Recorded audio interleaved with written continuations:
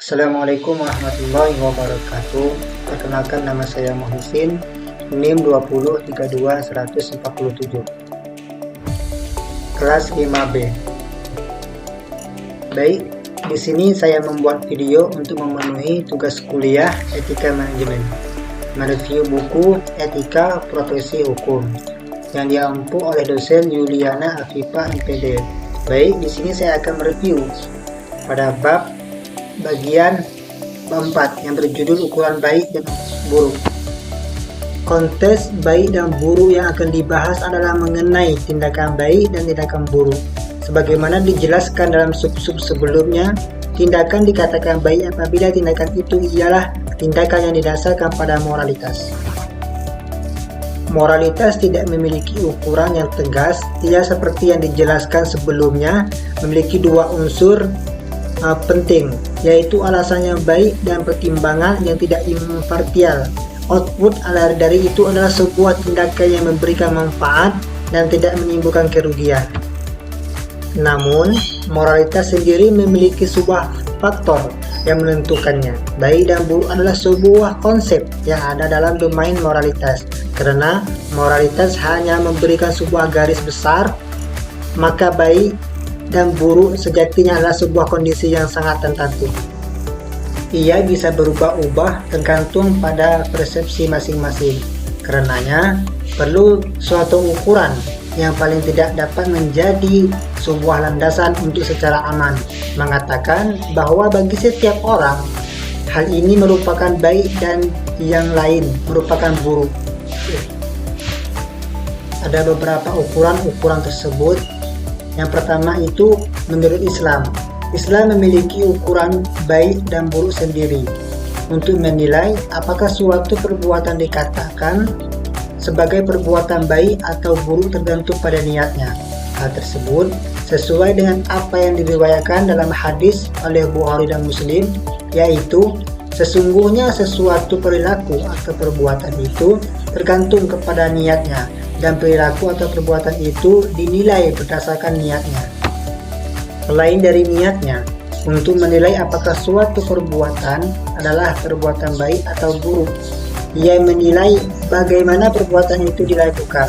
Hal ini dapat kita lihat dalam surah Al-Baqarah ayat 263 yang menyatakan bahwa perkataan yang baik dan pemberian maaf lebih baik dari sedekah yang diiringi dengan sesuatu, atau baik berupa perkataan maupun perilaku yang menyakitkan perkataan hati si penerima. Ukuran yang kedua itu menurut teori teleologis. Etika teleologis adalah etika yang diartikan pada tujuan perbuatan. Teori teleologis menekankan pada unsur hasil. Suatu perbuatan dikatakan baik jika perbuatan tersebut lebih banyak mendatangkan keuntungan daripada kerugian. Dan begitu pula sebaliknya.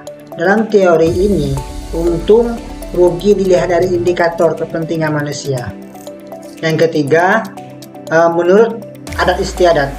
Ketika kita berbicara mengenai standar baik dan buruk berdasarkan adat istiadat, maka ia akan berbeda satu sama lainnya. Namun, paling tidak ada satu kesamaan prinsip. Jika itu tidak sesuai dengan adat, maka perbuatan itu dapat dikatakan sebagai perbuatan buruk. Sebaliknya, jika sesuai dengan adat, maka perbuatan itu adalah perbuatan yang baik. Kita bahkan bisa melihat ini dalam pembentukan hukum di negara kontemporer. Misalnya saja, di Amerika, pernikahan sesama jenis adalah hal yang legal. Lain halnya dengan Indonesia yang masih konservatif dan menganggap itu sebagai suatu hal yang salah. 4. Menurut aliran hedonisme. Aliran hedonisme menilai baik atau buruknya suatu perbuatan dikaitkan dengan apakah perbuatan tersebut melahirkan suatu kebahagiaan atau tidak. Namun, hal ini menimbulkan permasalahan apa yang dimaksud kebahagiaan itu tersendiri, dan apakah ia merupakan sebuah standar yang individual atau universal. Hal ini menimbulkan 3 aliran dalam hedonisme. Pertama, yaitu aliran hedonisme individualitas.